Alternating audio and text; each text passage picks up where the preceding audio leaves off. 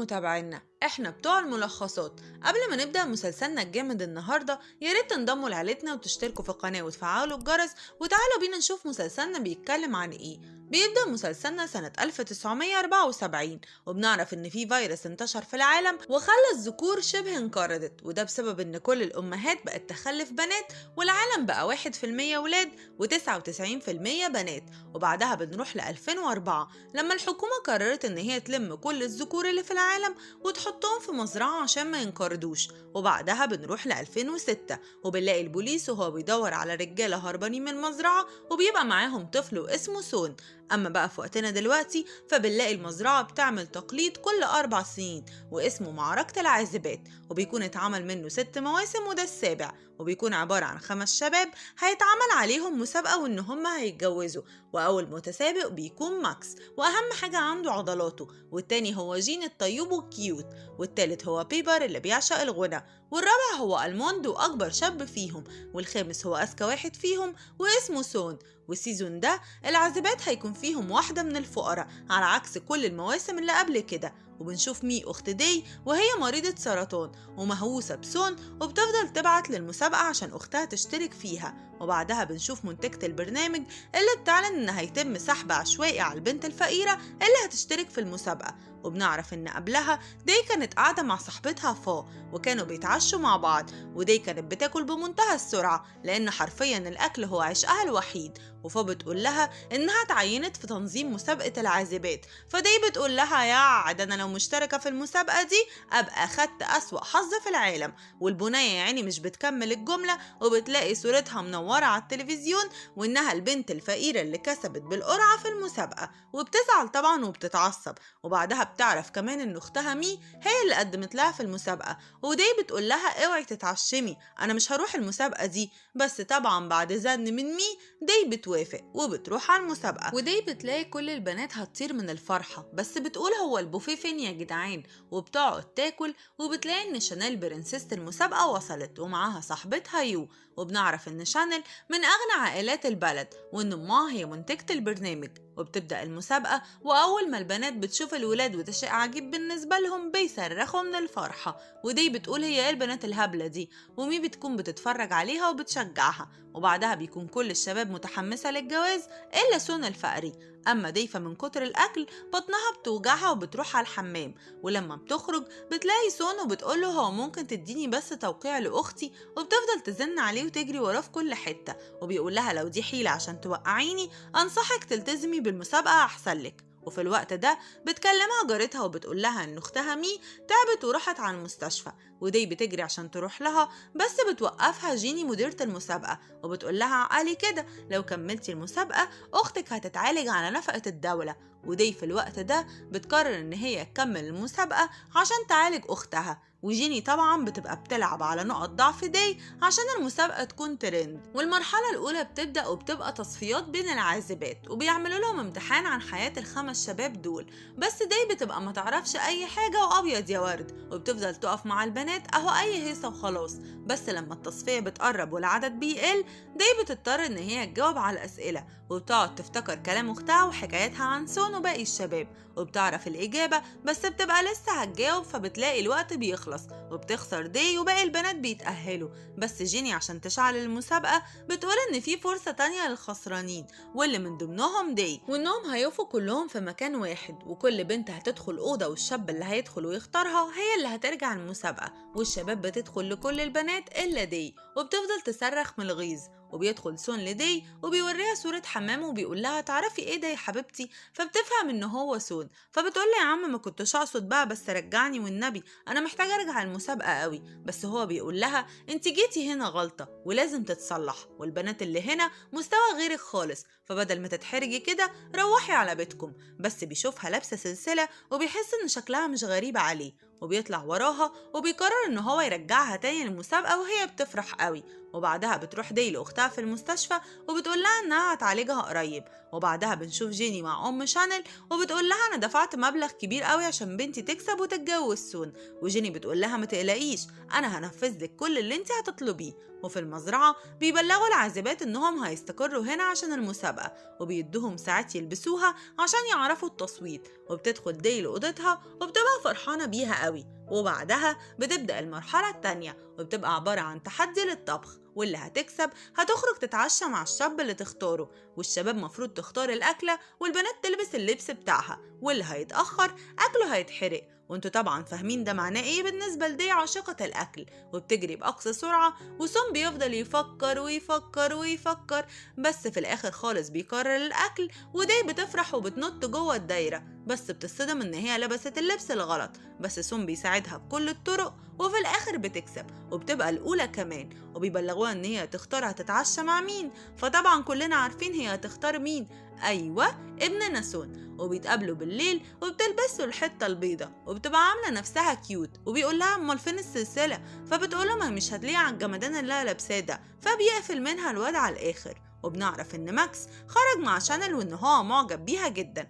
اما سون فبيبقى قاعد مستعجب من تصرفات دي، وانها عامله فيها بنت رقيقه وهي اساسا طفسه وكلنا عارفين. ولما بيخلصوا عشاء الشباب بتقيم البنات كلها، وكله بياخد تقييم عالي الا دي، وسون بيوقعها في التقييم. ودي بتتنرفز، وسون بيقول لها انت كنتي فيك قوي، وهي بتقول له ياض انت فرفور، لا عارف انا هنا ليه ولا عايز اكسب ليه. وبتكون دي بالليل جعانة وقاعدة بتاكل في الاندومي، وبيروح لها الموند وعمال بيلطف معاها الجو، وبيقول لها عارفة لو كنت اخترتيني كنت اعطيتك 10 من 10. فهي بتقول له عندك حق، انا غلطت فعلا لما اخترت الواد سون ده. بس سون بيبقى قاعد بيصنت عليهم وسامعهم. ولما بيروح اوضته بيشوف السلسلة اللي زي سلسلة دي بالظبط. وبنلاقي زمان سون كان هربان مع ابوه من المزرعة بتاعة الذكور، والحراس وصلوا له وخدروا ابوه، وسون هرب. وبيصحى سون وبيلاقي ان كل ده كان بيحلم باللي حصل له. وبنلاقي جين قاعدة في عيادة نسا وبتعمل سونار ومبروك مدام جين حامل. أما شانل فامها بتكلمها وبتقول لها لازم تكسبي البت دي وتتجوزي سون.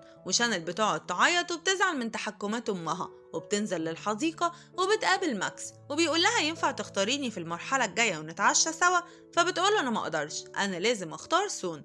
وبتبدأ المرحلة الثالثة، وبتبقى عبارة عن مسابقة للي يلف المزرعة بالعربية، وبيركب سون عشان يسوق، وبتركب شانل جنبه عشان توصف له الطريق، بس بتبقى مش عارفة توصف، وبيفضلوا يلفوا في الطريق الغلط، وبينزلها سون وبيركب بدلها دي، وبتبقى جامدة وعارفة كل الطرق، بس من كتر حماسها بتوتر سون، وبينزلها وبيركب مكانها يو، وبتقدر توصلهم بسهولة. وبيقف عشان يحلوا الرموز بتاعة الشنطة، وبيكون ماكس واقف قصاده شانل وبيتحدوا بعض، وفي الآخر شانل بتفوز هي الأول، وبيكون لازم يوصلوا للغز وبيتقسموا المجموعات.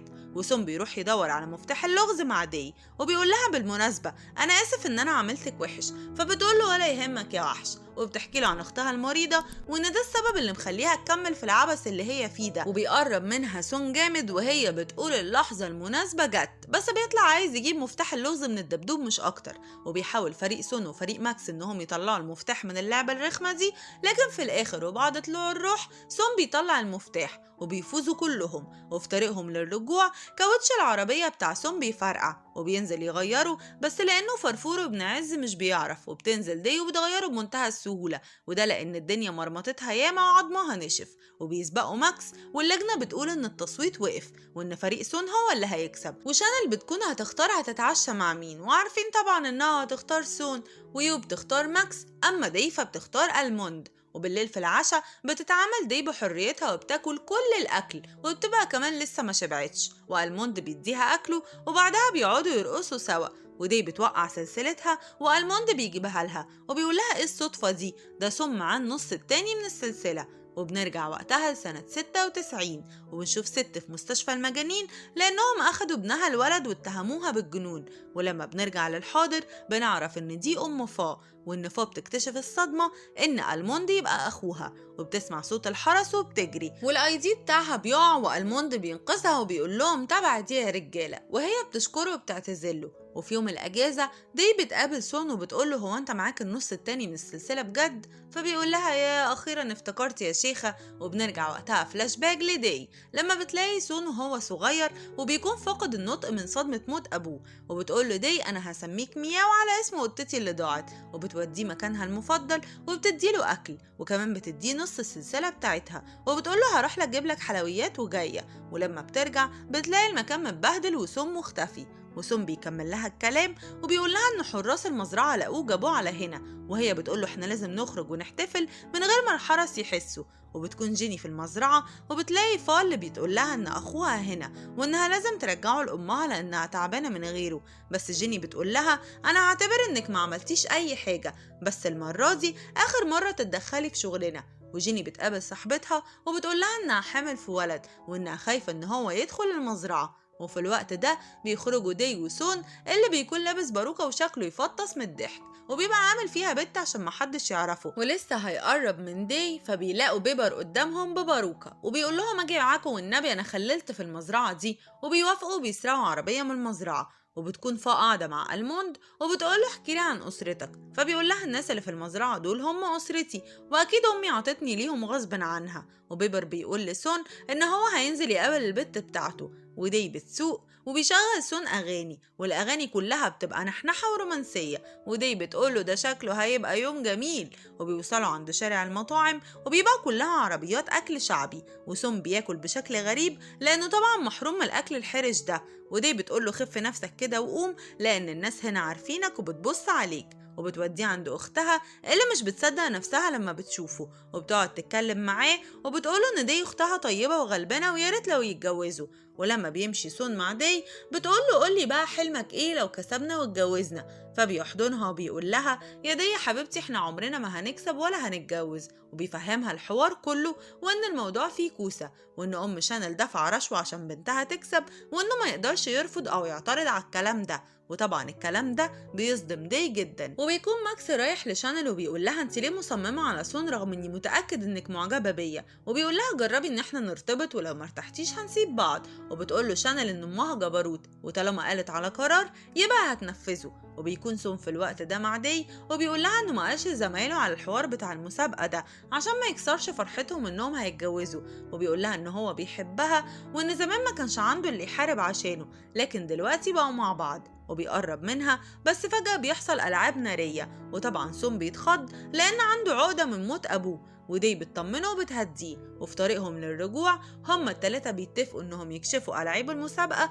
ويعرفوا الناس الحقيقة. وتاني يوم بتبقى المرحلة اللي قبل الأخيرة في المسابقة وبيقسموهم جزئين، جزء كرويين وجزء سحرة أشرار، ومش بيقولوا للمتسابقين مين مع مين ومين ضد مين. وداي وبيبر وسون بيعرفوا إنهم بيلعبوا سوا وبيقولوا إحنا لازم نكسب عشان نكمل اتفاقنا، وبيقولوا كمان إنهم لازم شانيل تبقى معاهم لأن بالشكل ده هيكسبوا أسرع. وسون بيروح يجيبها بس بيكتشف انه ماسك ايد الشخص الغلط. وشانل بتبقى بتلعب وماكس بيقول لها انضميلي وهنكسر الدنيا سوا، بس هي بتقول له فكك مني. وبتروح تكمل التحدي وبتقدر ان هي ترتب الصورة وبتكسب هي وفريقها اللي بيبقى عبارة عن سون وداي وبيبر. ويو صاحبة شانل بتقول لها يا ريتك تدي فرصة لماكس وان انتي عارفة ان انا بحبه بس هو بيحبك انتي. وبتقول لها يا شانل يا اختي دوري على قلبك وملكيش دعوة بتحكمات امك. ولان شانل هي اللي فازت فبيبقى ليها الحق ان هي تختار هتخرج مع مين على العشاء. وبتروح لماكس وبتقول له انا اسفة والله غصب عني، وبتختار سون وبتعزمه ان هو يتغدى معاها تاني يوم في القصر بتاعهم. وبيكون سون بيتفق مع باقي صحابه على خطة جهنمية وبيسمعهم الموند وبيقول لهم انه يقدر ينضم ليهم. ففا بتفرح قوي وكلهم بيوافقوا، بس سون بعدها بيقول لداي ان هو مقلق من الموند شوية فبتقول له انت شكاك قوي، ده الموند ده طيب وذكي وهينفعنا. وبعدها شانل بتبقى رايحة لماكس وبتقوله ان هي بتحبه وعارفة كمان ان هو بيحبها، بس بتقوله ان قصتنا محكوم عليها بالفشل وانها لازم تسمع كلام امها، وهو بيقول لها لو بتحبيني بجد هتعملي المستحيل علشاني. وتاني يوم بيروح سون لبيت شانل وبتحاول تبين قدام مامتها ان هي كويسة بس بتبقى قاعدة وبتفكر وعقلها مشغول بماكس. وبيقعد سون مع ام شانل وبيدحلبها في الكلام وبيقول لها تفتكري يا طنط مين اللي هيكسب، فبتقول له بنتي طبعا يا روح طنط ده انا دافعه مبلغ وقدره. وبيكون سون السوسه بيصورها بكاميرا في البدله وفا بتبقى شايفه كل ده. وبعدها فا بتحاول تنزل فيديو على الفيسبوك بس جيني بتقطع عليهم النت وسون بيكون مستنيه حارس المزرعة قدام القصر وبيوصله لجيني، وجيني بتاخد الكاميرا منه وبتقوله انت لسه نونو وما تعرفش حاجة عن المؤامرات، وبتمسح الفيديو خالص وبتقول لهم خلصوا المسابقة على خير احسن لكم. وداي بتبقى مقهورة على المجهود اللي راح بس سون بيقول لها اطمني انا عطيت لفا نسخة تانية. وبتروح فال المستشفى اللي فيها أمها وبتصور كل الأمهات فيديو، بس حرس المزرعة بيطردوها وبيضربوا عليها نار وبتقع في البحر. أما ماما شانل فبتتكلم مع داي وبتقول لها إن إحنا عرفنا إن أختك مريضة سرطان وإننا أخدناها عشان نعالجها في مستشفى كبيرة، وبتخليها تشوفها فيديو كول، وبتفهم داي إنها بتهددها بشكل غير مباشر عشان تقفل بقها وما تقولش على الحقيقة، وبتجري تحكي لسون وهو بيقول لها ما تقلقيش على أختك وكله هيتحل.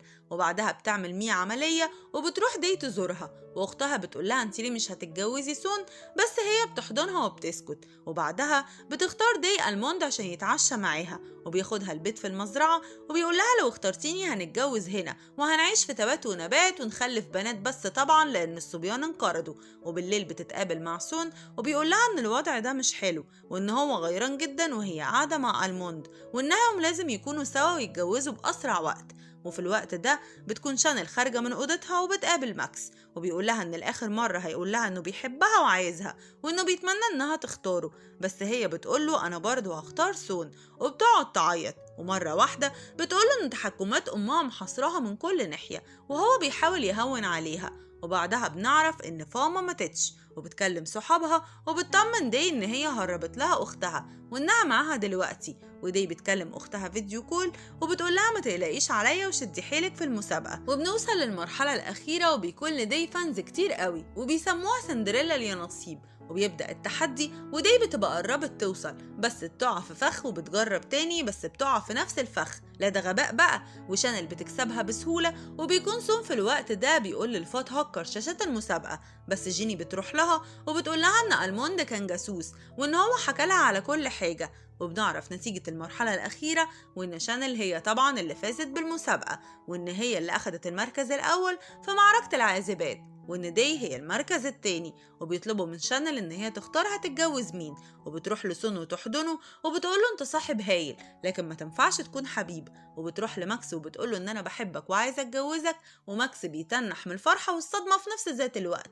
وأمها طبعا بتطلع نار من ودانها لما بتشوف الحلقة. ولما بيجي الدور على داي طبعا بتختار مين؟ بتختار سون، بس بتقول سمع هص يا رجالة المسابقة دي أي كلام وإنه كله بالرشاوي والفلوس، وبتعرض فوق كل الفيديوهات. وبعدها داي بتختار سون إن هي اللي تتجوزه، والألعاب النارية والاحتفالات بتشتغل وسون بيخاف، بس داي بتطمنه وكل المتابعين بيقلبوا على المسابقة وبيخربوا المكان. وبعد 4 سنين بنعرف إن داي وسون اتجوزوا وخلفوا بنوتة قمر، لكن بنشوف أم شانل اللي واضح إنها لسه بتراقبهم وعرفت مكانهم. وبكده يكون خلاص الجزء الأول من مسلسلنا، انتظروا الجزء التاني أول ما يتعرض إن شاء الله. لو عجبكم الفيديو اعملوا لي لايك لأنه بيشجعني جدا، وكمان نورونا وانضموا لعيلتنا واشتركوا في القناة وفعلوا الجرس عشان يوصلكم كل ملخصاتنا اللي جاية. أشوفكم الفيديو الجاي، سلام.